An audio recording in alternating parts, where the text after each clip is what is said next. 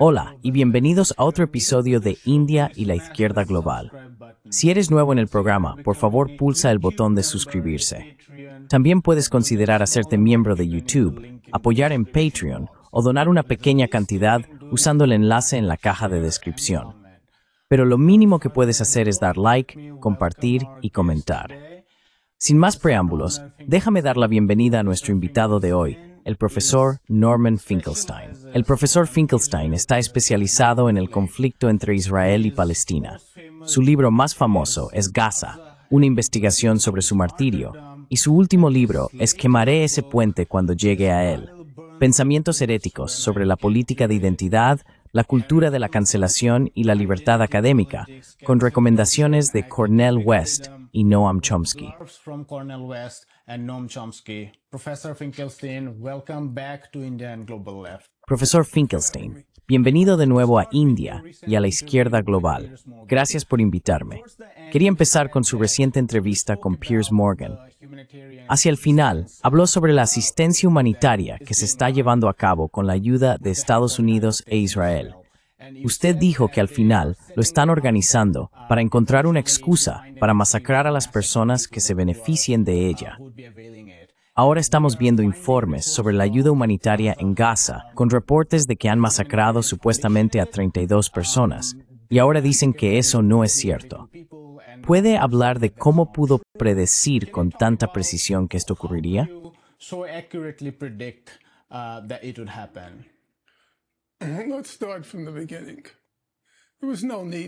Empecemos desde el principio. No había necesidad de una fundación humanitaria para Gaza, la GF. No había ningún problema para distribuir ayuda en Gaza. Había cientos de camiones fuera de Gaza esperando para entrar. No faltaban suministros. Y siempre que Israel quería distribuir ayuda, podía hacerlo fácilmente. Así que tomemos dos ejemplos. A finales de marzo de 2024, la Corte Internacional de Justicia indicó algunas medidas provisionales porque se avecinaba un hambre severa en Gaza. Luego, el 1 de abril, recordarás, y tus oyentes también lo recordarán, cuando Israel mató a miembros de la cocina central de alimentos en Gaza.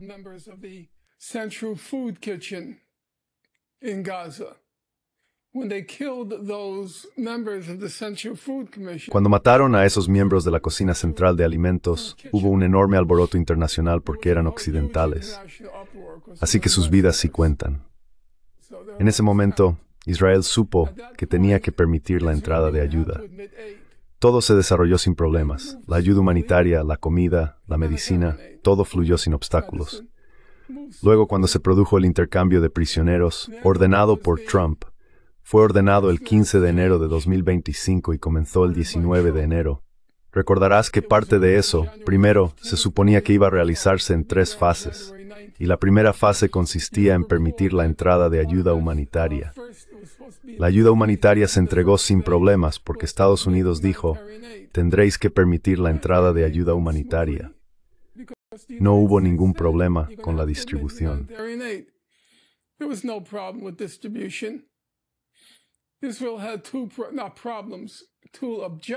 Israel tenía no problemas, dos objetivos. En primer lugar, durante décadas ha querido deshacerse de la UNRWA, la Agencia de Naciones Unidas para los Refugiados de Palestina en Oriente Próximo, porque la UNRWA era la encarnación institucional de la cuestión de los palestinos como refugiados. Y querían convertir una cuestión de refugiados en un problema humanitario. Así que se trata simplemente de gente que se está muriendo de hambre, a la que hay que alimentar, en lugar de refugiados que tienen derecho a regresar a su hogar. Así que llevan décadas fabricando historias sobre la UNRWA, intentando deshacerse de ella. Y los israelíes son como cualquier élite hábil y competente. Cada crisis, como sabes, porque estudias chino, solía ser un cliché aquí.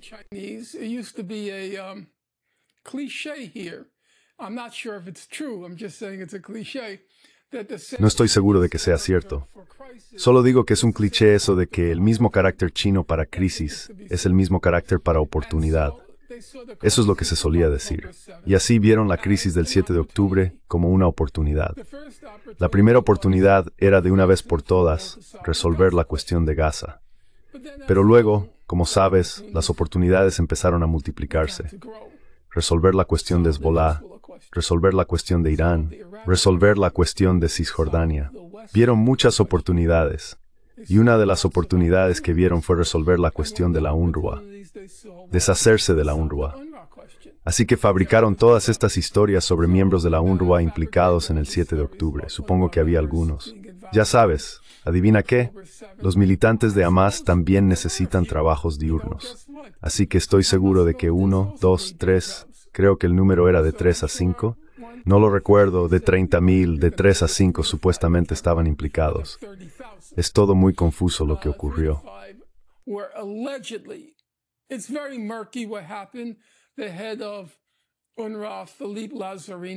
El jefe de la UNRWA, Philippe Lazzarini, creo que despidió a 5 personas, pero se desconocen los motivos exactos. De todos modos, eso no viene al caso.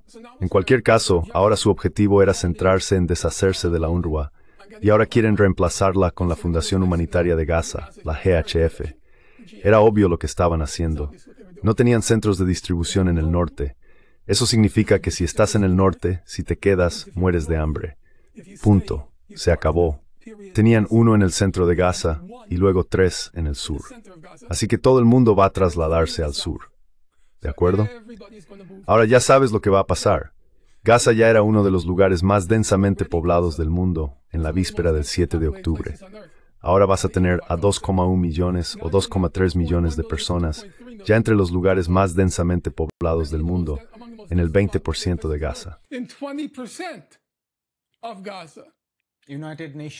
Las Naciones Unidas han estimado recientemente que 630,000 personas han sido desplazadas desde el 2 de marzo, cuando se disolvió el alto el fuego.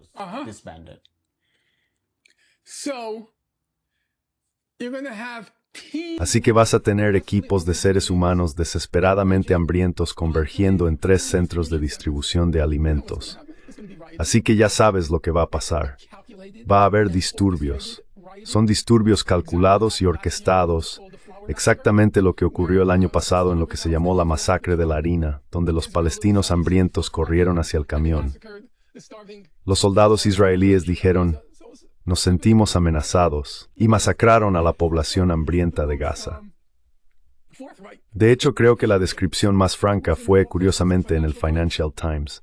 Y el Financial Times dejó muy claro lo que estaba ocurriendo. Dijo que están estableciendo un grupo de centros de distribución en el sur, y dijeron, cito, muy cerca de la frontera egipcia.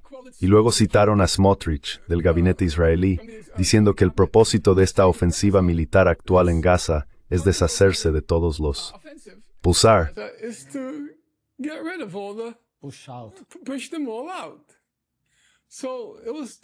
Échenlos a todos. Así que era totalmente predecible lo que iba a suceder. 3 centros de distribución, 2,3 millones de personas convergiendo en ellos. Luego, unos cuantos disparos de advertencia por parte de los israelíes, se crean disturbios, luego las masacres, luego otra masacre, luego otra más tumulto, más confusión, y después los empujan a todos hacia el Sinaí. ¿Cómo lo supe? Conozco a mi gente. Sé exactamente lo que tenían en mente. Era perfectamente obvio. Sin embargo, noté, si puedo comentarlo, que cuando hice esa predicción tan predecible en el programa de Piers Morgan, cuando aparecí con el exhistoriador Benny Morris, noté que Piers Morgan me escuchaba con mucha atención y se le podía ver procesando la información. Y creo que pensó, eso suena correcto. Sí, es obvio cuando conoces la historia.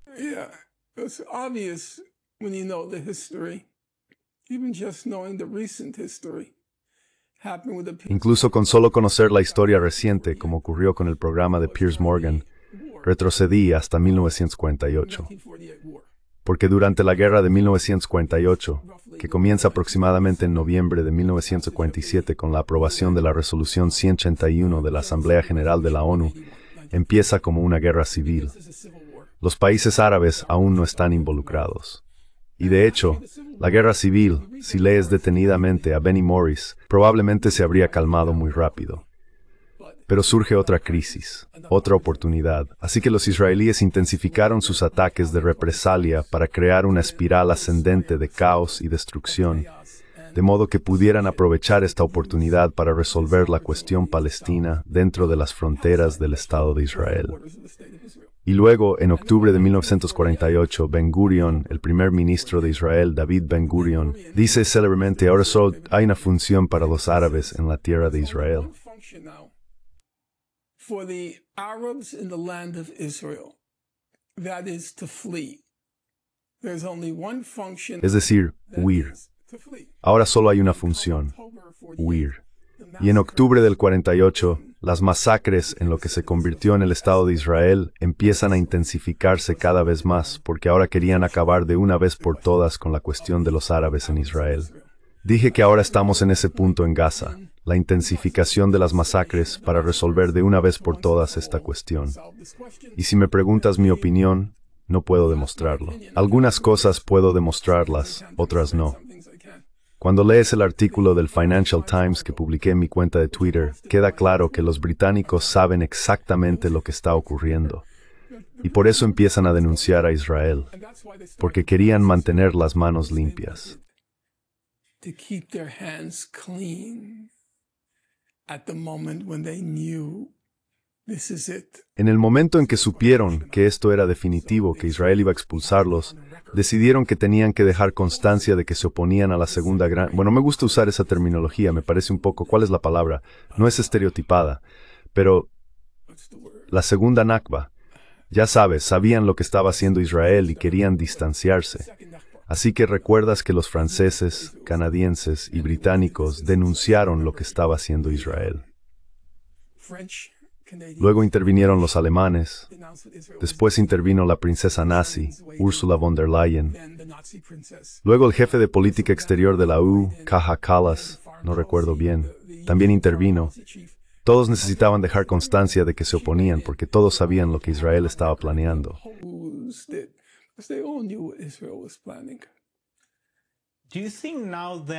¿Crees que ahora hay un cambio más grande? No sabemos a qué conducirá finalmente ese cambio en Europa, pero en la medida en que parece haber un cambio mayor en Europa, ¿eso marcaría alguna diferencia?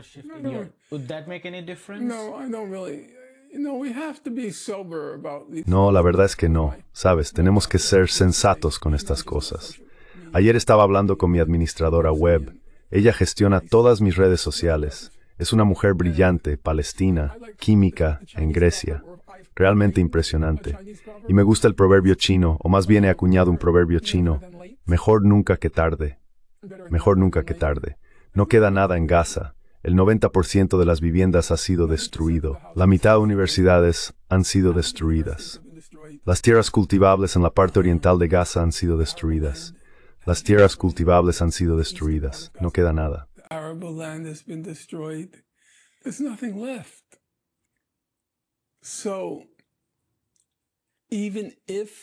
Así que aunque Israel no logre llevar a cabo una expulsión a gran escala, porque ahora todos los países lo están condenando, aunque no lo logre, aún así no hay manera de que se vaya a reconstruir. Hay que tener suficiente experiencia en estos asuntos. Cualquiera que crea que Israel va a permitir que Gaza se reconstruya realmente, necesita terapia seria. No hay ninguna posibilidad de eso. En el momento en que las cámaras se aparten de nuevo, todo será olvidado. Y la gente va a tener que, como sea, así como criminal SEAL worker scene.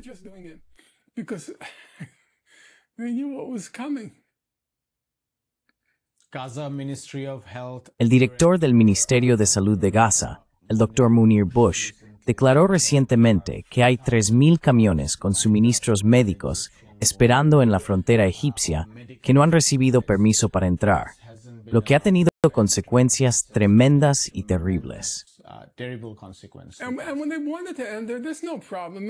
Y cuando querían entrar, no había ningún problema. Dicen que Hamas está tomando la ayuda y que tienen que registrar los camiones. Y ya sabes cómo les hacen descargar el camión, cargar el camión, descargar el camión, cargar el camión. Cualquiera que quiera saber, sabes, mi difunta madre solía decir, durante la guerra de Vietnam, había gente que decía que Estados Unidos no estaba cometiendo atrocidades en Vietnam. Y ella una vez dijo, quien quiera saber, lo sabe. Y si no quieres, nunca lo sabrás. Y no yo sabe lo que está haciendo en raid. Tenía un pie con un Bruni. And that announced policy began not in Esa política anunciada no comenzó en marzo. Esa política anunciada comenzó el 9 de octubre de 2023, cuando el ministro de Defensa Gallant dijo que no se permitiría la entrada de comida, combustible, agua ni electricidad a Gaza. Lo que ocurrió fue que hubo fluctuaciones. A veces Estados Unidos les presionaba porque la situación se veía muy mal y otras veces se les daba vía libre. Pero la política anunciada a principios de marzo de este año, 2024, fue simplemente una reiteración de se implementó de manera desigual, dependiendo de la cantidad de presión externa. in an uneven way, depending on the amount of external pressure. If you could give us your sense of Si pudiera darnos su impresión sobre el ambiente entre los altos funcionarios estadounidenses respecto a cómo abordar lo que está ocurriendo en Gaza y con Israel, porque hay debates sobre ciertas divisiones dentro de la administración Biden. Por un lado vemos a Brett McGurk negociando directamente con Hamas. Por otro lado, él está reiterando completamente lo que proviene del gobierno de Netanyahu. Y mucha gente hace unas 2 semanas, o justo después de que Estados Unidos se retirara de Yemen sin involucrar a Israel, y con otros acontecimientos como el despido de Mike Waltz, etc., pensaba que podría haber algún cambio dentro de la administración Biden. Pero a medida que han pasado los días, mi impresión es que no hay ningún cambio dentro de la administración estadounidense. ¿Puede compartir su opinión al respecto? there is no shift within the U.S. administration. Can you share your thoughts on that? I don't have deep thoughts about it. I've not followed it closely enough. No tengo una opinión firme al respecto, no lo he seguido lo suficientemente de cerca, pero creo que las líneas generales son bastante obvias. El presidente Trump quiere llegar a un acuerdo con Arabia Saudí, lo que él llama el acuerdo del siglo. Los saudíes tienen que mostrar algo a los palestinos para poder traicionarlos. Tienen que mostrar algo. Quizá recuerdes cuando se firmaron los acuerdos de Abraham con los Emiratos Árabes Unidos. Los EIAU afirmaron que, si no hubieran firmado los acuerdos, Israel iba a anexionarse Cisjordania. Ese fue su pretexto. Ahora bien, por supuesto, Israel no iba a anexionarse Cisjordania. Los EIAU simplemente se inventaron eso para no ser acusados de traicionar a los palestinos. Y es lo mismo con los saudíes. Selling out the Palestinians. And the same thing with the Saudis. Everybody knows that the people of Gaza are being starved. Todo el mundo sabe que la población de Gaza está siendo sometida al hambre, al borde de experimentar una hambruna. Estos son términos técnicos. La diferencia entre, ya sabes, hay toda una gradación de términos. Hambre, luego inseguridad alimentaria, después inanición y finalmente hambruna. Así que para el ciudadano común, todos estos son sinónimos, pero han llegado a representar distintos grados de sufrimiento. En cualquier caso, todo el mundo sabe que hay inanición en Gaza, y no es apropiado que los saudíes firmen el acuerdo a menos que puedan mostrar algún avance para Gaza. Así que esa es una consideración para el presidente Trump. Quiere sacar adelante ese acuerdo, pero si, por ejemplo, todos los palestinos de Gaza son expulsados de una sola vez, va a ser muy difícil que los saudíes se apunten. Make it very tough for the Saudis to sign up. And the other consideration is Trump is fully aware. La otra consideración es que Trump es plenamente consciente de que Gaza se ha convertido en un lastre para la administración Biden. And it didn't sink his presidency. No hundió su presidencia, pero fue un factor. Podemos decir razonablemente que no fue un factor trivial en la impopularidad de Biden y en la de Kamala Harris de cara a noviembre de 2024. Así que una vez que las cámaras se centran en Gaza, como ocurre ahora en este momento concreto, se puede ver que la cobertura se ha vuelto realmente. Israel no lo está teniendo fácil. Acabas de verlo en el interrogatorio de Piers Morgan a Hotobly. Fue bastante duro. Fue un interrogatorio porque nadie hace las preguntas obvias, así que él seguía insistiendo. He asks the obvious questions. So he kept pressing her. How do you know 30,000 Hamas terrorists? ¿Cómo sabes que se han matado a 30,000 terroristas de Hamas, pero no sabes cuántos niños han muerto? ¿Cómo sabes que hay 20,000 o 30,000 terroristas de Hamas, pero no sabes el número de niños? Y él no soltaba el tema. Sabía que tenía un buen argumento y lo iba a aprovechar. Iba a ir directo contra ella con eso. Iba a atacar iba a acabar con ella. Pero nadie hizo la pregunta obvia. ¿Cómo sabes que hay 30,000 terroristas de Hamas? Las cifras simplemente se sacan de la nada. ¿Sabes de dónde sacan ese número? Lo dije hace meses. Lo dije hace más de un año. Cada vez que el Ministerio de Salud de Gaza da una cifra de palestinos muertos, ellos toman la mitad. 1 a 1. Sí, y dirán, tengo una proporción de 1 a 1. Así que ahora el Ministerio de Salud de Gaza dice que unos 55,000 gazatíes han muerto. Entonces dicen que 30,000 son terroristas de Hamas. De esa manera pueden afirmar, tenemos la mejor proporción de civiles a combatientes muertos del mundo, algo que el señor Netanyahu sigue repitiendo incluso ahora, la mejor proporción. De ahí sacan la cifra. ¿Cómo podrían saber ese número? No hay batallas en Gaza. Los militantes de Hamas están siendo asesinados de forma proporcional a su porcentaje en la población. Cuando Israel bombardea indiscriminadamente aquí, bombardea indiscriminadamente allá, bombardea indiscriminadamente en otros lugares, va a matar a algunos militantes de Hamas.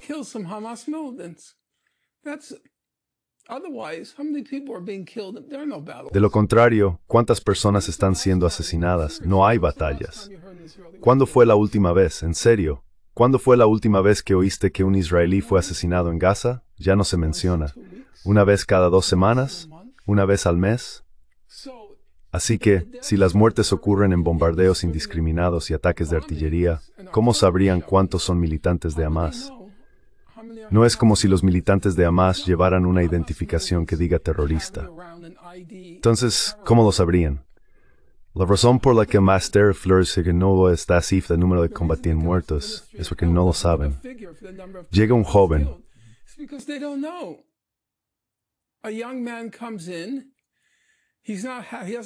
Él no tiene una tarjeta de identificación de terrorista, así que no lo saben. Las cifras simplemente se las inventan.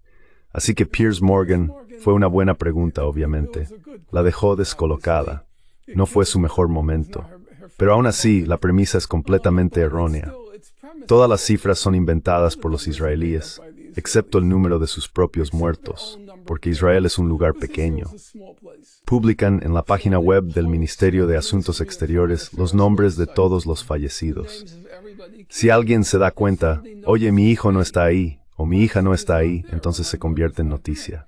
Pero aparte de su propio número de muertos, todas las demás cifras son fabricadas.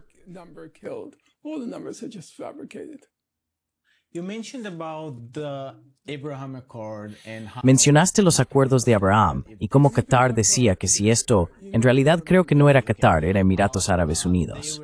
Bien, ¿cómo decían que si esto no ocurría, habría una anexión total de Cisjordania?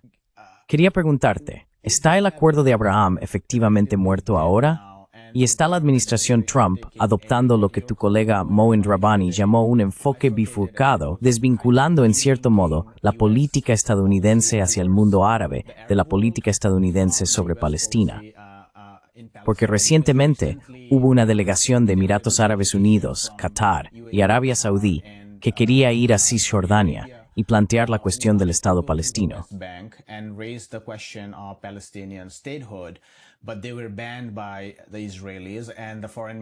Pero fueron prohibidos por los israelíes, y el ministro de Asuntos Exteriores de Arabia Saudí, Faisal bin Farhan al-Saud, calificó a los israelíes de extremistas, diciendo que estaban tomando medidas extremistas.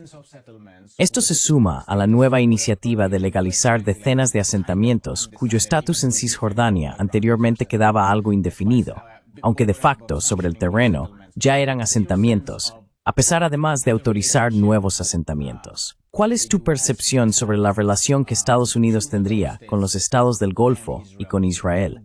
¿Crees que a partir de ahora se desvincularán completamente?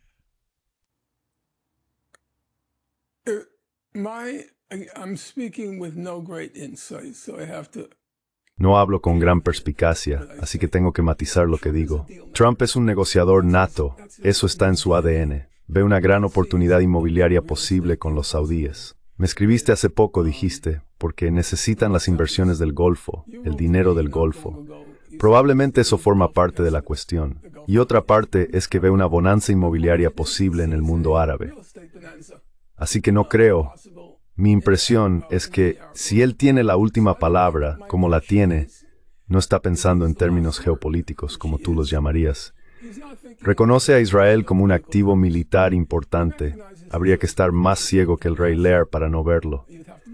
Así que, por supuesto, quiere preservar a Israel, ese activo militar, pero también quiere lo que él llama el acuerdo del siglo con los saudíes.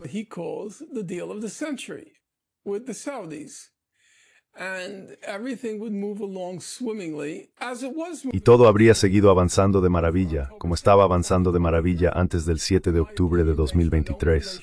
En mi opinión, basada en ninguna información en absoluto, ese fue el principal impulso de Hamas el 7 de octubre de 2023. Se dieron cuenta de que todo este conflicto con el mundo árabe se estaba resolviendo por encima de sus cabezas, que simplemente los dejarían allí para languidecer y morir. Pero los saudíes tienen que mostrar algo. Ahora, el precedente obvio de lo que estoy hablando, de lo que estoy describiendo, fue 1977. Jimmy Carter es el presidente de los Estados Unidos. Carter es un tipo extremadamente inteligente, muy centrado, con poderes sobrenaturales de concentración mental. Powers of mental concentration. And he comes into office. Y él llega al cargo y quiere resolver todo el conflicto con el mundo árabe porque es poco después de la guerra de 1973. Es elegido en 1976 y es poco después de la guerra de 1973 con el boicot petrolero árabe y todo eso. Carter llega con una agenda. La agenda está centrada principalmente en asuntos internos, pero también tenía aspectos de política exterior. Uno de ellos era resolver la cuestión del Canal de Panamá. Y otro, el gran punto de la agenda, era el mundo árabe. Ahora, él habló entonces, en hecho se consideraba una completa herejía, no de un Estado palestino, que usó la expresión una patria palestina. But he used the expression a Palestinian homeland. And even that language. E incluso ese lenguaje, los israelíes, sus partidarios, desde los liberales hasta la extrema derecha, no aceptarían la expresión patria palestina. Seguimos en la época en la que se libró la guerra de 1973, cuando Golda Meir era la primera ministra de Israel. Y fue ella quien dijo célebremente, no existe tal cosa como los palestinos. Así que seguimos con esa mentalidad. Él quiere resolver todo el conflicto con el mundo árabe. Estaba claro que Israel no iba a aceptar, y Carter era suficiente prestante sobre Israel para volverle a aceptar. Así que abandonó toda la idea.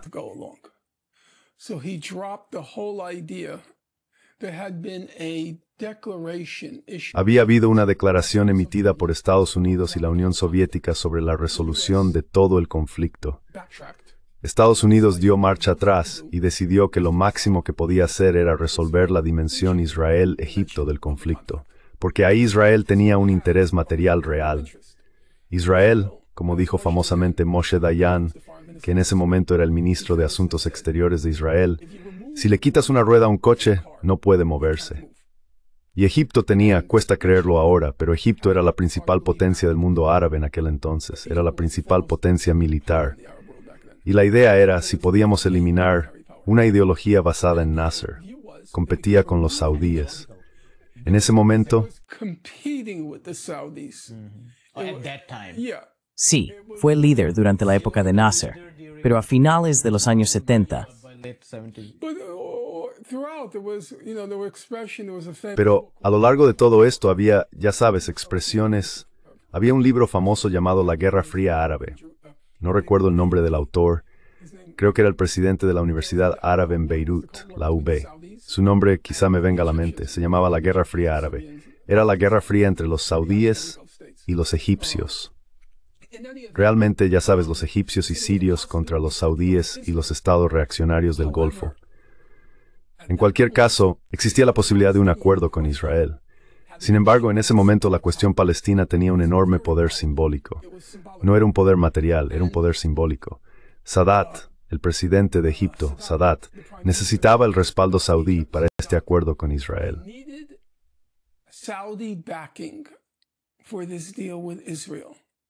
Otherwise, he was going to be totally isolated in the Arab world. De lo contrario, iba a quedar totalmente aislado en el mundo árabe. Necesitaba ese respaldo saudí. Así que Carter acude a los saudíes y les dice, necesitamos que apoyéis la paz entre Israel y Egipto. Los saudíes responden, no podemos hacerlo a menos que les deis algo a los palestinos. Y ese algo tenía que ser un Estado palestino. Carter dice, no puedo daros eso porque Israel nunca lo aceptará. Entonces los saudíes dicen, no podemos apoyar el acuerdo por ese poder simbólico. La cuestión palestina resonaba en el mundo árabe.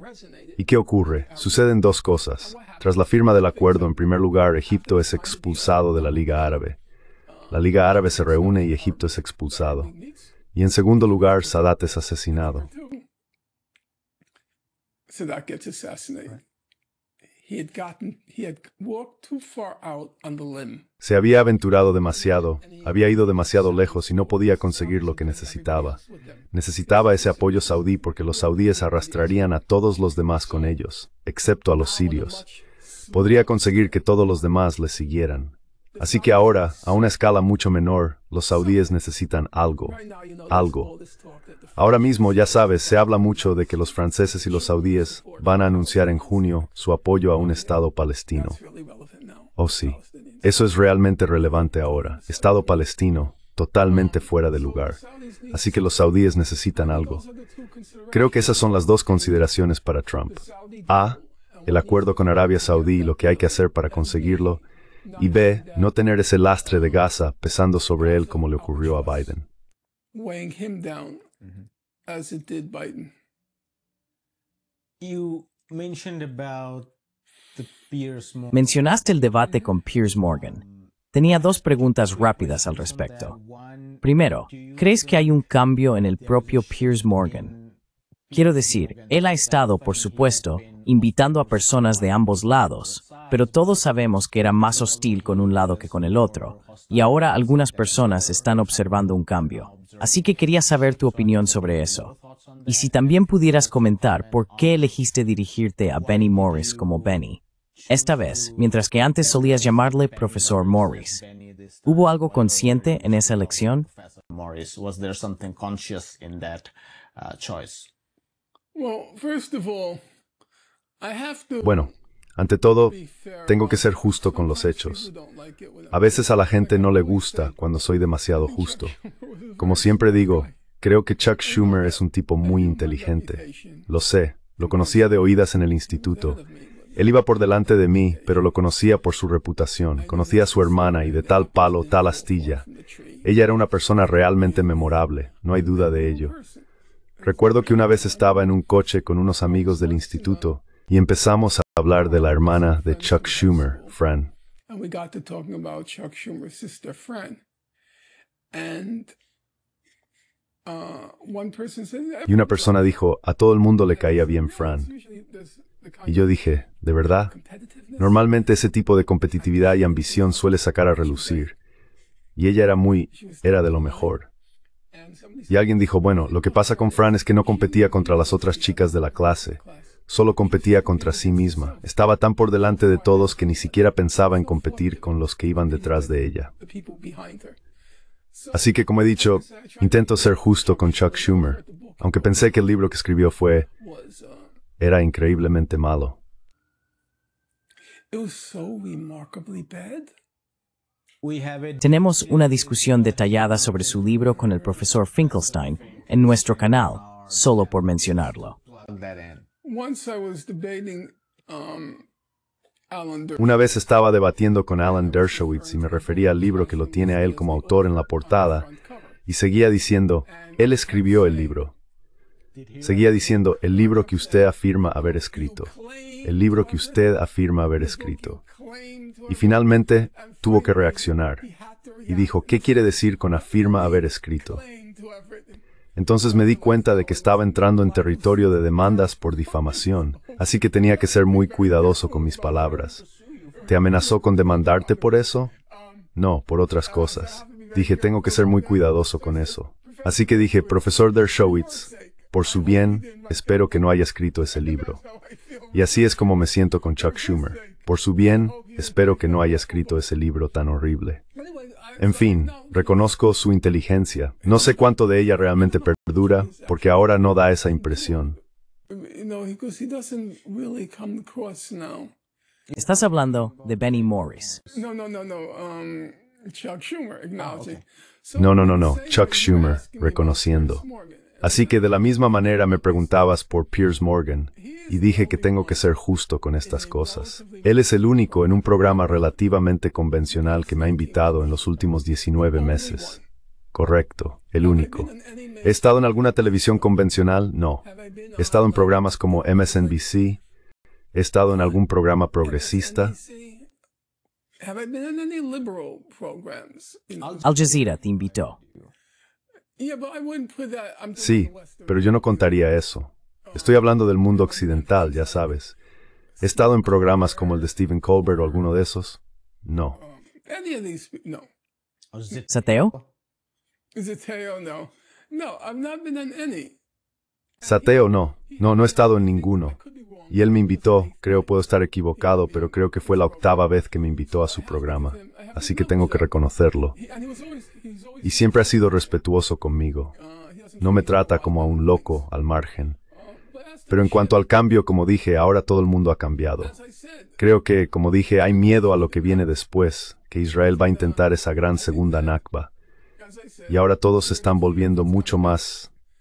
Quiero decir, incluso Ursula von der Leyen, la llamada princesa nazi, la presidenta de la Comisión Europea, even ella está criticando a Israel.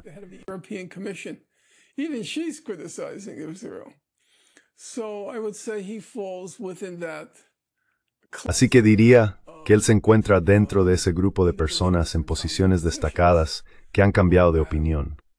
Ahora bien, si le preguntas a Piers Morgan, él dice que es porque los hechos han cambiado. Pues bien, yo no creo que los hechos hayan cambiado en absoluto.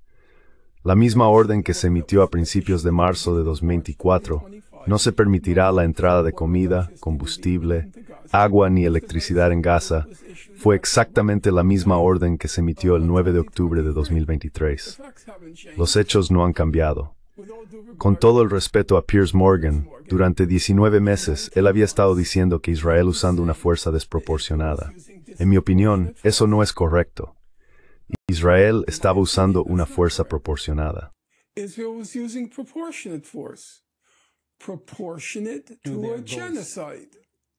Proporcional a un genocidio. Hay un cliché, no tanto un cliché, sino una versión simplificada de la teoría de la revolución científica de Kuhn, que básicamente dice que tienes un paradigma, y luego empiezan a surgir todas estas anomalías que no pueden ser acomodadas por el paradigma. En algún momento las anomalías se vuelven tan abrumadoras que el paradigma se rompe y necesitas un nuevo paradigma. Así que dicho esto, si partes del paradigma de que se estaba desarrollando una guerra en Gaza, empiezan a aparecer todas estas anomalías. El número de sanitarios asesinados, sin precedentes. El número de periodistas asesinados, sin precedentes. El número de trabajadores de la ONU asesinados, sin precedentes.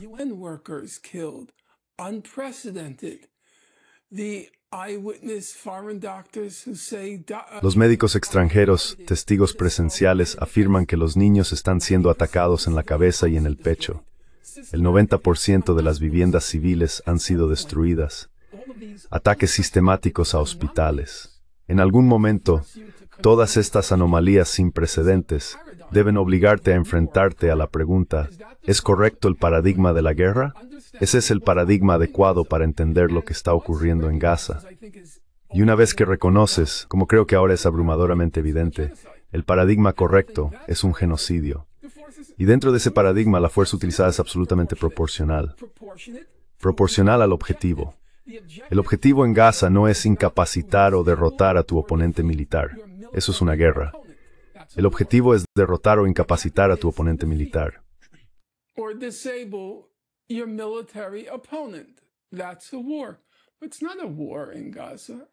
Eso es una guerra. Pero no es una guerra en Gaza.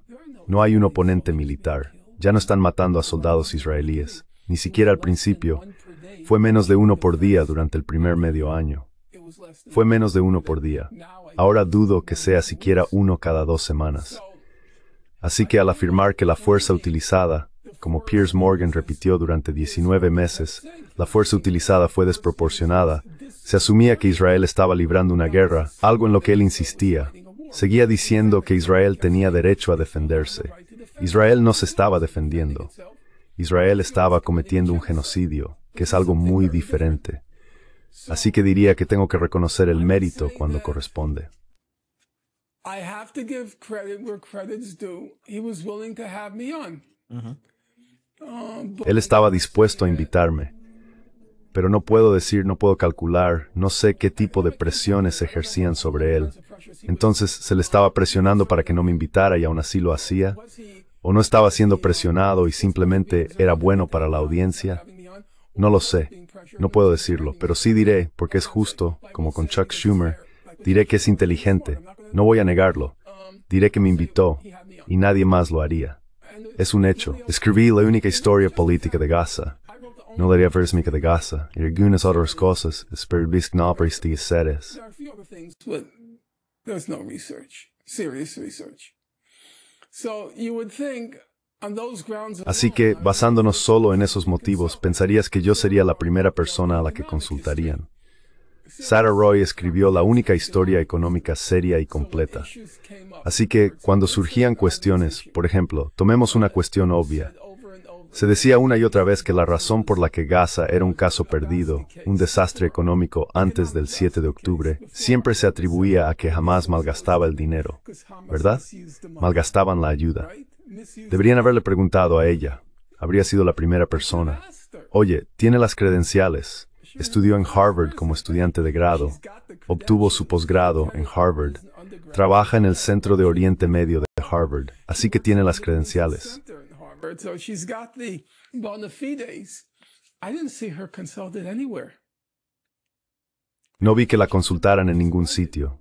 Creo que simplemente deberían haber revisado su libro, que es lo que yo hice. Si miras el libro, ella tiene un nuevo, bueno, ya no es nuevo, pero tiene un nuevo prólogo, un prólogo muy extenso, de alrededor de 2018, algo así. Y si miras todos los informes económicos, hubo un informe, uno entre cientos, quizá miles, que decía que la corrupción o la mala gestión de Hamás era un problema. No el principal problema, pero sí un problema. Todos los demás decían lo mismo. Era el bloqueo. Gaza era un caso perdido económicamente por el bloqueo. Pero no le preguntaron a ella. Y nadie, mi libro nunca lo mencionó. Es el único libro, nunca lo mencionó. It's the only book. Never mentioned. You'll see reading lists, you'll see London Review of Books. Verás listas de lecturas, verás que la London Review of Books tendrá una gran cantidad de libros reseñados. La New York Review of Books sobre Gaza, ya sabes, libros nuevos, nunca mencionados. Así que ante todo eso, el hecho de que A. Piers Morgan me invitara y B. me tratara con respeto, lo hizo. Así que tengo que reconocerlo, es un hecho. En cuanto a mi trato con Benny Morris, es curioso que preguntes por qué le llamaba Benny. Porque en ese primer debate famoso o infame entre Wayne, Robani y yo por un lado, y Benny Morris, Nothing Called Destiny por el otro, fue en el programa de Lex Fridman. Cuando terminó el programa, fue una maratón. Fueron 5 horas, creo. Sí, creo que fueron 5 horas. ¿Fueron 3 horas? 4 y algo. 4 horas y algo. Así que Muin y yo estábamos, por cierto, al final del debate. Benny Morris se acercó a Muin y a mí para darnos la mano. Yo había decidido que no iba a darle la mano. Si llegaba ese momento no lo haría. Él simplemente parecía tan bonachón como tu tío, y físicamente no era nada impresionante. Así que lo olvidé y se la di. Y los 3 salimos juntos. Ahora podrías preguntar, ¿qué pasó con eso llamado destino? Bueno, después de que salimos, él bajó. Y nunca lo olvidaré. Estaba caminando. Solo lo vi de espaldas, pero tenía un andar muy inestable, como si le hubiera caído el peso de la situación.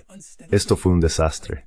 Eso llamado destino y su tablero de Ouija, que me estaba volviendo loco, como si intentara hacer levitar la mesa.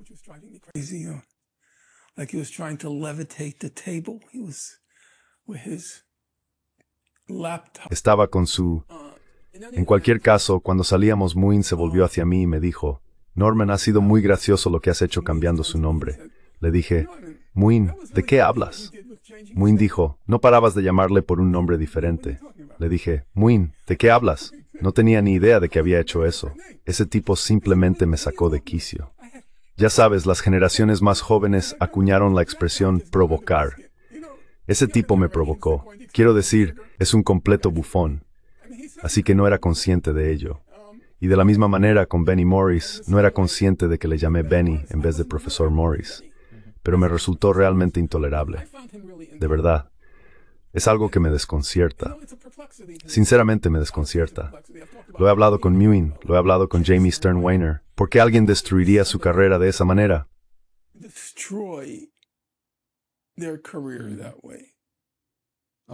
O el legado intelectual. ¿Qué es lo que ordenó a destruir?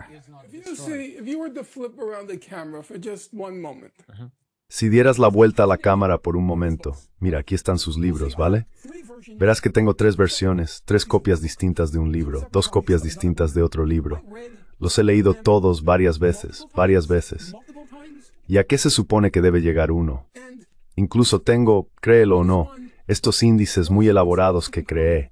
Todo esto está mecanografiado, indexando sus libros. No, todo está mecanografiado, es decir, me siento, copio largos pasajes y así sucesivamente, sin parar. Recuerda, la investigación académica es, en última instancia, un acto de fe. No puedes volver atrás y comprobar cada fuente de archivo. Él sí revisó archivos. Y en última instancia, confías de buena fe en que él reflejó con precisión lo que encontró. Pero luego, cuando mientes sin descanso, la única conclusión racional es, quizá todo lo que escribió en el pasado también sea mentira. ¿Por qué deberías asumir que entonces decía la verdad? No podías comprobar las fuentes.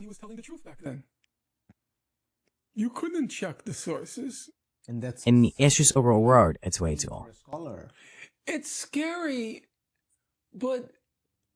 Da miedo, pero está saboteando toda su reputación. La está saboteando. Siempre he escrito desde el primer día que había una agenda política en el trabajo de Morris, pero aún así había investigación real y valor real. Pero ahora pone en duda toda su trayectoria académica, todo su historial académico. ¿Israel solo ataca a Hamas? ¿Así empezó? Puede que haya algunas, ya sabes, manzanas podridas, pero ¿son solo aberraciones? ¿Que no hay, como dijo durante el debate con Lex Friedman, no hay hambruna en Gaza? Y lo volvió a decir. Y esta vez Piers Morgan le dijo, si no dejas entrar comida durante 2 meses, ¿qué crees que va a pasar? Dije que está entrando suficiente en el tío. Sí. Y cuando Piers Morgan lo atacó, él se quedó callado. Se quedó callado. Dijo que Israel quiere construir un centro de distribución en el norte. ¿De verdad? Justo cuando lanzó una nueva operación militar hace solo unos días para limpiar el norte, así que va a construir un centro de distribución allí. Que no había ninguna encuesta, estaba mentalmente desequilibrado cuando dije que había una encuesta que decía que la mitad de los israelíes apoyan el genocidio. Así que la encuesta de la Universidad Estatal de Pensilvania, en realidad no era de Penn State, es un malentendido. Penn State encargó la encuesta. La realizó una firma israelí de encuestas de gran reputación. Era una firma israelí, muy reputada según me dicen, de encuestas. Y se informó en todas partes.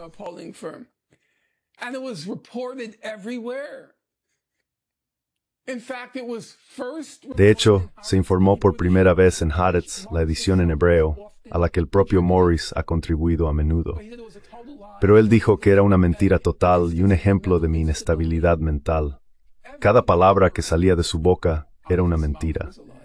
No es que tenga a los profesores en tan alta estima como para que de repente me dé cuenta de que él es solo un fraude. Así que le llamé Benny. Probablemente, de forma inconsciente, simplemente había perdido el respeto por él. En un momento le dije, te has rebajado a ser un negacionista del Holocausto. Y luego le dije, Benny, intenta por un minuto no mentir, solo intenta por un minuto no mentir. Realmente me resulta...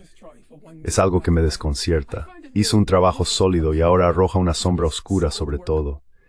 ¿Y cuál es exactamente su motivación? Oigo a la gente decir cosas diferentes. No estoy seguro.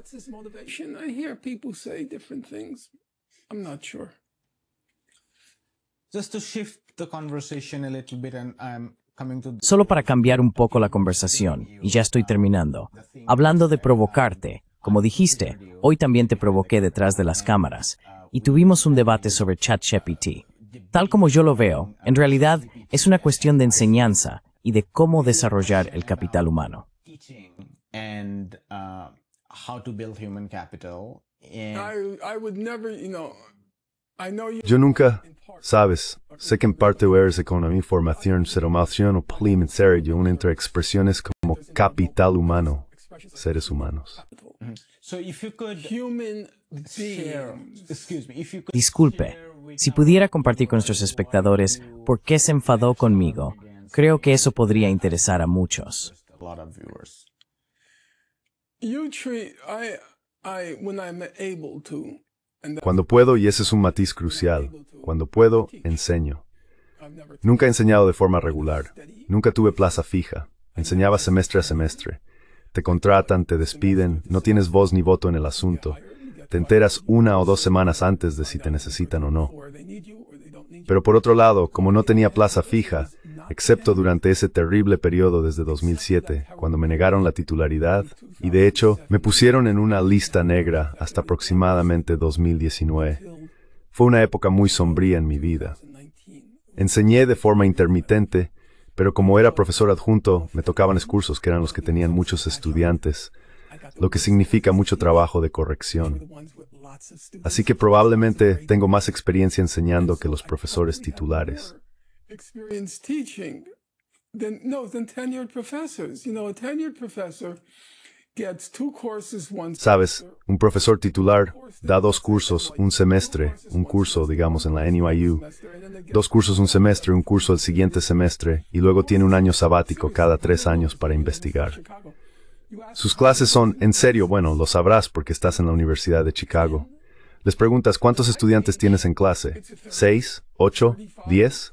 Cuando yo enseño, son 30, 35, a veces 2, a veces 3 cursos por semestre. Así que tengo mucha experiencia docente. Now, Ahora, la IA se ha convertido en un verdadero desafío para mí este semestre. Se ha vuelto un reto porque en el pasado, primero, era bastante fácil detectar el plagio. No era tan frecuente. Era un problema, pero no se podía llamar epidémico. Y en segundo lugar, había formas de sortear el problema. and secondly, there were ways to get around the problem. So if you have a very focused question for a paper, Así que si tienes una pregunta muy específica para un trabajo, sería difícil encontrar una fuente que pueda, por así decirlo, rellenar el vacío de un trabajo de 3 o 5 páginas. now Ahora, por muy concreta que sea la pregunta, y estarás de acuerdo, te di ejemplos de preguntas muy específicas. was a very focused. Por ejemplo, ¿cómo responderías? ¿Cuál sería la mejor respuesta a la presentación de las Islas Salomón ante la Corte Internacional de Justicia en el caso de armas nucleares de 1996? Y como te mostré en la pantalla, aparece un trabajo completo si introduces esa pregunta en ChatGPT. A full paper. Se redacta un trabajo completo. Así que se convirtió en un verdadero desafío. Y para estar a la altura de ese desafío, había 2 grandes obstáculos. En primer lugar, requiere mucho tiempo. First of all, it's very time intensive. You have to sit down with a student and go through Tienes que sentarte con un estudiante y revisar el trabajo línea por línea y decir, ¿qué significa eso? Lee la siguiente frase. ¿Qué significa esa frase? Lee la siguiente frase. ¿Qué significa esa referencia? Lee la siguiente frase. Porque los estudiantes se mantienen firmes. Están muy seguros de que pueden superar los obstáculos con la IA, que no se les puede rastrear. there's the labor intensity. Así que por un lado está la intensidad del trabajo y por otro hay otra cuestión. Esto genera una enorme cantidad de animosidad entre tú y el estudiante. 40 years of teaching. Nunca, en 40 años de docencia, había tenido una relación tan conflictiva con varios estudiantes, no uno, varios, por este tema. Yo persistía, y ellos también. Se mantenían firmes. Si no tuviera la edad que tengo, que son 71 años, si estuviera al principio de mi carrera, no podría hacerlo. Porque cuando eres profesor adjunto, dependes de lo que se llaman las evaluaciones de los estudiantes. You are dependent on what are called the student evaluations. And if enough students start giving you zeros, Y si suficientes estudiantes empiezan a ponerte ceros, que es su forma de represalia por el interrogatorio, y en última instancia la humillación que tuvieron que sufrir por mi culpa, yo saldría perjudicado de manera notable, palpable, en las evaluaciones de los estudiantes, aunque no me gustara. Sabía que iba a recibir muchos ceros. En una escala del 1 al 10, ¿cómo estaba estructurada la clase del profesor? 0. ¿Cómo era el, ya sabes, 0, 0, 0, 0, 0, 0? No me gusta eso. Me hace sentir mal. En cualquier caso, nuestras diferencias se reducen a esa expresión que usaste, capital humano. Para ti todo esto es una cuestión casi mecánica. ¿Voy a invertir mi tiempo y energía en rastrear esta tergiversación de tu trabajo? ¿Voy a invertirlo? O ya sabes, tengo cosas más importantes que hacer. El estudiante hizo trampa. ¿A quién demonios le importa? Sigamos adelante. The student cheated. Who the hell cares? Let's move on. And Solo para añadir, para que no me malinterpretes, no creo que sea solo porque tengo muchas otras cosas que hacer. De verdad pienso que la educación real, alejándose del marco de construir capital humano, la educación real, de una manera más chomskiana o al estilo de Wilhelm von Humboldt, surge de ese incentivo interno, de esa inspiración para observar las cosas y leer, en lugar de que alguien te vigile y te obligue a hacer algo. look. That's Mira, ese es el ideal. Y me llamaste burgués por tener eso. Eso es un ideal. Por supuesto que es el ideal. Tengo un estudiante maravilloso. Tengo muchos estudiantes maravillosos. Pueden competir con cualquiera en la Universidad de Chicago y creo que saldrán victoriosos. Así que tenía un estudiante, Lucan Sindara, voy a dar su nombre, un estudiante brillante, y estaba hablando con él sobre los dilemas de la IA, y su respuesta me sorprendió. ¿Por qué querías usar IA? Le quita toda diversión a escribir, entonces me gusta mis conocimientos, quiero demostrar cuánto sé. Y realmente admiré esa respuesta. Era como un artista, y su humor dicen, tira por supuesto la IA, y un artista tuvo que crear por inventar. Y tienen ese impulso de Taylor. they have that inner drive to create. They're not going to No van a apropiarse de una canción creada por IA, y les encanta la idea de exhibir para ser admirados sus capacidades creativas. Ese es el ideal. Pero para la mayoría de la gente, un abismo separa el ideal de la realidad. Para ellos, esto es solo un trabajo pesado que tienen que hacer para obtener su título y su diploma. Y creo que hay algo importante en mantener un estándar. Les digo a los estudiantes, no uséis la IA conmigo, no va a funcionar. Tengo fama de descubrir trabajos de personas que no hicieron lo que decían haber hecho. Pero también les digo que aún tengo recuerdos muy vívidos de la universidad. Cometí errores. Hice cosas que no debería haber hecho para conseguir notas que no merecía. Así que les digo, no voy a fingir que soy mejor que nadie. Simplemente reescribid el trabajo y no habrá penalización. You just rewrite the paper and no penalty. Just rewrite the paper. So I do everything. Simplemente reescribe el trabajo. Así que hago todo lo posible por ser justo, pero les digo a los estudiantes que no enseño por dinero. Enseño porque creo en la enseñanza. Y no voy a fingir que el trabajo que entregaste es tuyo. No lo es. Y creo que el profesor Chomsky, que se tomaba la profesión docente tan en serio que te asustaría, Chomsky en lingüística no es solo un logro o conquista intelectual. No sé nada sobre el campo. Nada. Cero. Nunca me atrevería a preguntarle. Sé que la respuesta no habría sido positiva, así que me mantuve al margen. No fue solo una adquisición, logro o conquista intelectual. Él creó un campo. ¿Sabes lo que significa eso? Cientos de estudiantes de posgrado en todo el mundo formaron departamentos porque eran sus alumnos. ¿Sabes cuántas tesis doctorales significa eso? Because they were his students. Do you know how many dissertations that means? He had to have read in every country. Tuvo que haber leído en todos los países del mundo. Hay 1, 2 o 3, incluso en Brooklyn College, en la City University. 2 de mis amigos ahora, John Nissenbaum y Sam Axt. Puedo pronunciar su apellido. Sam es palestino, John es judío y trabajan juntos. Ambos son estudiantes de Chomsky. Quiero decir, literalmente fueron sus alumnos. Él leyó sus tesis doctorales. Vayas donde vayas, estudiante de Chomsky, estudiante de Chomsky, estudiante de Chomsky. Pero no en el sentido de un estudiante de como alguien que ha leído algunos libros y se inspira. No, literalmente sus alumnos. Además de sus otros 10.000 logros, el profesor Chomsky creó un campo en doble sentido, el avance intelectual, pero también la creación física de departamentos por parte de sus estudiantes.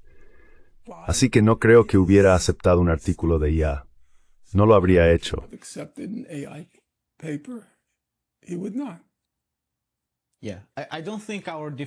Sí, no creo que nuestras diferencias fueran sobre si debíamos aceptar un artículo de IA. Se trataba de si esos estudiantes del profesor Chomsky se convirtieron en sus alumnos porque A, estaban en el MIT, y B, probablemente estaban más inspirados por el profesor Chomsky.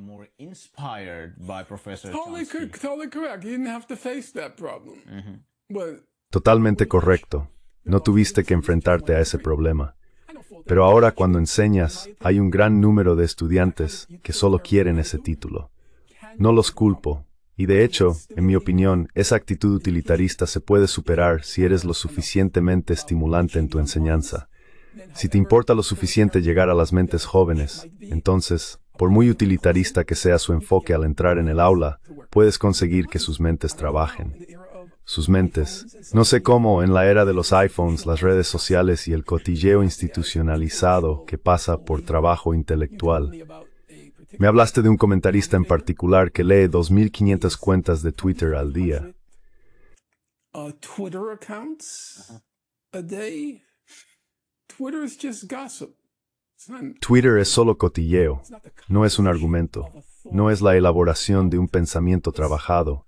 Un tweet es al pensamiento lo que un eructo es a una sonata. Así que a pesar de todo ese ruido, la mente sigue siendo ágil. Hubo muchas clases en las que llegué a casa y dije, joder, esos estudiantes son realmente buenos. Y les envío un correo grupal a través de lo que se llama Blackboard, diciendo, clase muy buena.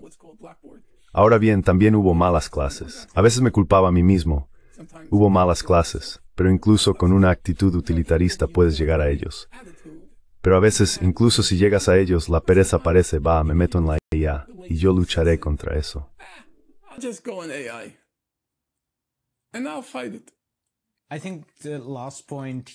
Creo que el último punto aquí que podría interesar a los espectadores sobre el aspecto utilitarista es este punto categórico que mencionaste antes, que es, no lo usaría porque se trata de mostrar mis conocimientos, o porque se trata de ser más fiel a mí mismo que a cualquier otra persona. No creo que se trate de fiel. Ir realmente de estar a aprender y descubrir Sí, así que se está ese sentido muy categórico. Y luego está el aspecto utilitario, que no lo culpo. Primero de todo, la universidad es cara. Segundo, quiero decir, en mi época, la universidad era gratis. La universidad de la ciudad era gratis. La universidad estatal era gratis. Gratis. Además, nadie, te lo digo, nadie excepto los que querían estudiar medicina, nadie excepto los premédicos pensaba jamás en trabajar. Si eras premédico tenías que hacer bioquímica, química orgánica, química inorgánica. Había que hacerlo para entrar en la facultad de medicina. Así que empezaba en primer curso, ¿vale? Cualquier otra cosa, nunca pensábamos en un trabajo. Nunca. Nunca. ¿Sabes por qué? Había empleos. Había trabajo. Siempre supimos que cuando nos graduáramos, cuando estuviéramos listos para trabajar, conseguiríamos un empleo. Ni siquiera lo pensábamos. Así que, sin matrícula, sin miedo a encontrar trabajo. Los padres nunca te preguntaban en qué te estabas especializando. Mis padres, el último día, preguntaron, ¿en qué se especializó Norman? No tengo ni idea. No les importaba. ¿Por qué debería importarles?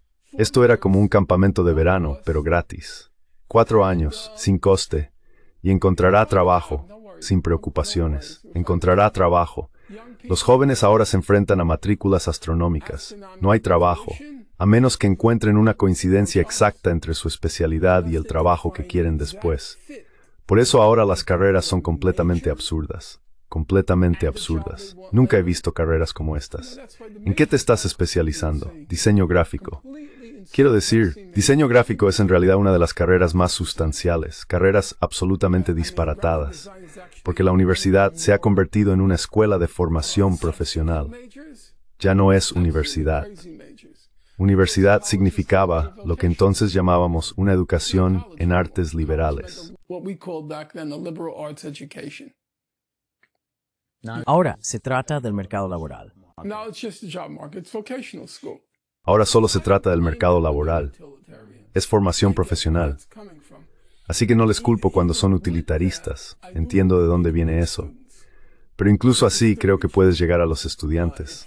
Todavía puedes llegar a ellos si te importa lo suficiente tu materia. Puedes llegar a ellos, al menos a un buen 90%. Habrá algunos casos perdidos, lo sé, pero un buen 90%. Y puedes tener una clase animada, intelectualmente curiosa.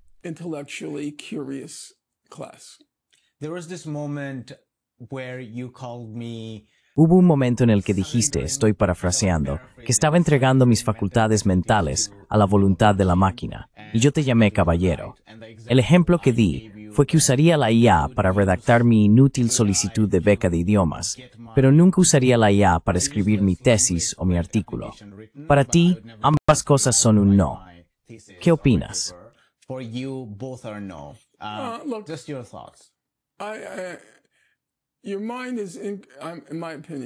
Tu mente, en mi opinión, tu mente es tomada poco a poco, y tienes que ejercer la máxima disciplina para evitar que tu mente sea apropiada. Sé que te voy a decir algo y vas a pensar, este tipo está completamente loco. Si estoy escribiendo un correo electrónico y escribo October, O-C-T-E-R, estoy en octubre, ¿vale? Y el corrector ortográfico salta de inmediato para poner October, ¿verdad? No lo uso.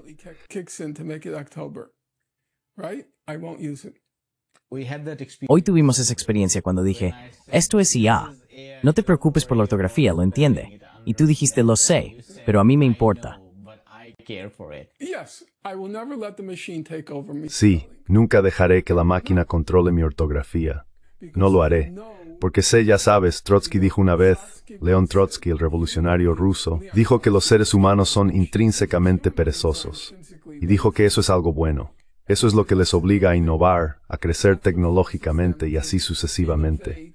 Porque no quieren trabajar.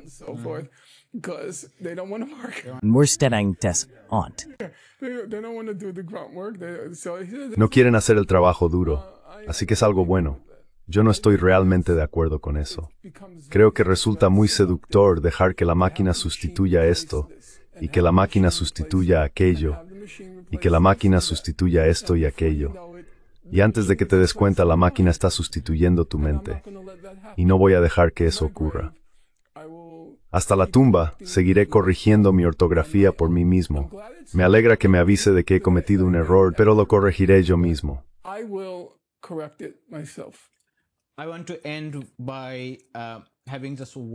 Quiero terminar haciendo solo una pregunta sobre su último libro. Cruzaré ese puente cuando llegue. Noam Chomsky escribe que es muy necesario y realizado con el habitual brío y precisión de Finkelstein. Y Cornel West escribe, este libro es a la vez brillante y valiente. Recientemente ha escrito un prólogo para la segunda edición. Si pudiera contarnos, mientras escribía el prólogo, debió haber reconsiderado el libro y su relevancia en el momento actual. ¿Qué le llamó especialmente la atención? Lo he leído, y pensé que un punto importante que menciona es el tema de la política identitaria, a la que se refiere como la falsa izquierda, y luego está la verdadera izquierda. Se mencionan esos dos términos.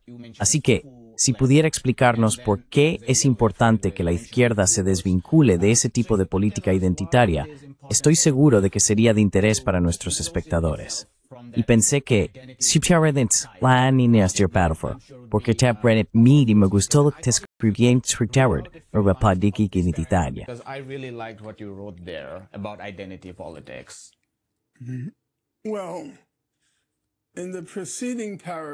Bueno, en el párrafo anterior dije que desde joven hasta hoy me resulta profundamente inspirador que la izquierda histórica, y no considero que la izquierda sea un conjunto fijo de posiciones. Creo que existe lo que se podría llamar una tradición de izquierda. y sigo adhiriéndome a esa tradición de izquierda, reconociendo que muchas cosas han cambiado. Y muchas de las, por así decirlo, posiciones fijas de la izquierda ya no son aplicables a la situación actual. La izquierda consiste en una tradición, históricamente, algunas posiciones fijas, cuyo grado de relevancia hoy, como he dicho, es muy cuestionable. Pero también era una postura de tipo humano, un tipo humano. A human type. The left, it stood on the shoulders. La izquierda se apoyó en los hombros de la Ilustración europea y en los hombros de la cultura europea. Anoche estaba leyendo aquí el último volumen de las obras completas de Rosa Luxemburg traducidas al inglés. Y hay muchas cosas maravillosas al leer a la gran Rosa Luxemburg, pero una de las cosas que llama la atención es la facilidad con la que se refiere a la historia, la economía, la literatura. De repente, aparece una cita del Mercader de Venecia de Shakespeare, una cita de Goethe, una cita y otra cita y otra cita. Habían absorbido las cumbres de la cultura europea y la amplitud del conocimiento humano. Esto me recuerda a Marx. Exacto. It reminds me of Marx. Right. But, and then beyond that, because I was reading Marx today also. Y más allá de eso, porque hoy también estaba leyendo sobre Marx, una biografía de Marx, simplemente hojeando páginas, la disposición a sacrificarse, incluso hasta dar la vida por la causa, la aceptación del hecho de que morirán en la lucha, y nunca les afecta. Rosa Luxemburgo, a quien cito, dice, escribe a una amiga, realmente espero morir en mi puesto, en una pelea callejera o en prisión. Ahora bien, Rosa Luxemburgo era muy diminuta, físicamente muy diminuta y frágil. Tenía una discapacidad en la cadera, y murió de la forma más espantosa. Los precursores de los nazis, los llamados Freikorps, durante y después de la Primera Guerra Mundial, la capturaron y la golpearon y la golpearon y la golpearon y la golpearon.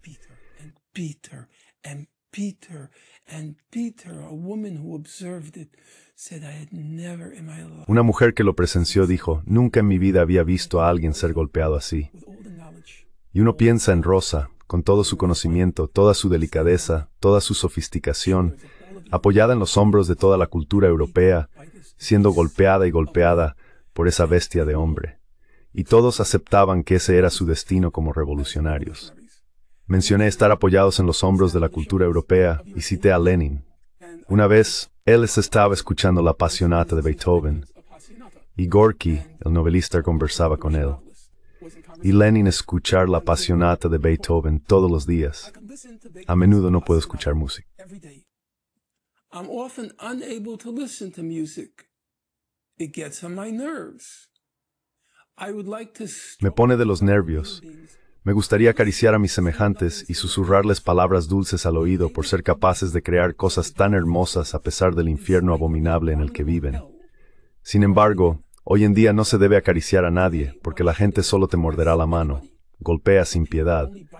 Aunque en teoría estamos en contra de cualquier tipo de violencia, en realidad es una tarea infernalmente difícil. Sabes, esa era la tradición. Me inspiró entonces, cuando era un chaval de 18 años, y me inspira ahora, mientras me acerco a los 80, si es que llego a esa edad. Y luego está esto que llaman cultura de la cancelación, el wokeness. called cancel culture, wokeness. And so the passage you Which want, also Y así, el pasaje que mencionas, que también surgió en nombre del activismo. Es irónico, porque estás hablando de actuar, ¿verdad? Cuando citas la disposición de Lenin o de Rosa a ir al frente e incluso morir, en el caso de Rosa, es tu disposición a actuar. Y paradójicamente, la política identitaria también enarboló la bandera del activismo, pero escribiste algo que resultó impactante ahí. you wrote something that was striking there. identity politics is cut from a different cloth. La política identitaria es de otra índole. No se trata del trabajo arduo de educar y organizar. Se trata de me gusta, compartidos y visualizaciones. No se trata de leer, investigar y razonar. Se trata de tweets, memes y hashtags. Sus líderes ya no se encuentran, como antes, en el condado de Harlan, organizando una huelga de mineros o en las trincheras de España defendiendo la República. Sus líderes, los de la política identitaria, se encuentran en un elegante festival de grandes ideas en Aspen, o en una velada antirracista en los Hamptons. Su idea de sacrificio por la causa es cobrar apenas $15,000 por una sesión online de palabrería psicológica o un honorario de $50,000 por una conferencia pública de charlatanería psicológica.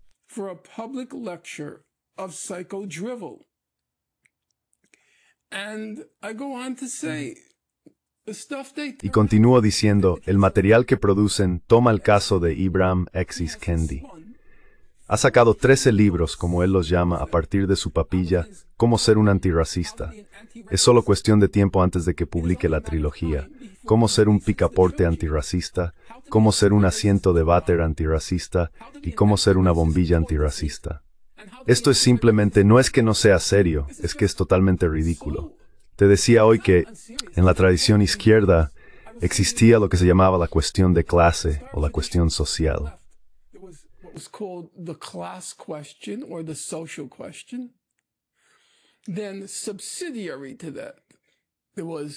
Luego, subordinada a eso, estaba la cuestión nacional, lo que hoy llamaríamos autodeterminación nacional, la cuestión nacional.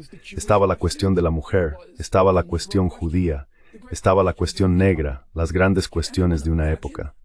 ¿Puede alguien imaginar a Marx, Lenin, Rosa, Trotsky escribiendo un tratado sobre la cuestión del baño? Si deberíamos tener 1, 2, 3, ya sabes la famosa frase de Che Guevara, 1, 2, 3, muchos Vietnams. Ahora la gran pregunta es, en los aeropuertos, ¿deberíamos tener 1, 2, 3, muchos baños? No es serio. No es una tradición de la que quiera formar parte.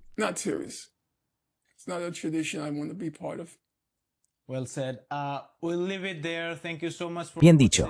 Lo dejamos aquí. Muchísimas gracias por vernos. Quería recordarlo al final. Comprad el libro. Cruzaré ese puente cuando llegue a él. Está lleno de entretenimiento, además de un análisis real. Muchísimas gracias por vernos. Hasta pronto.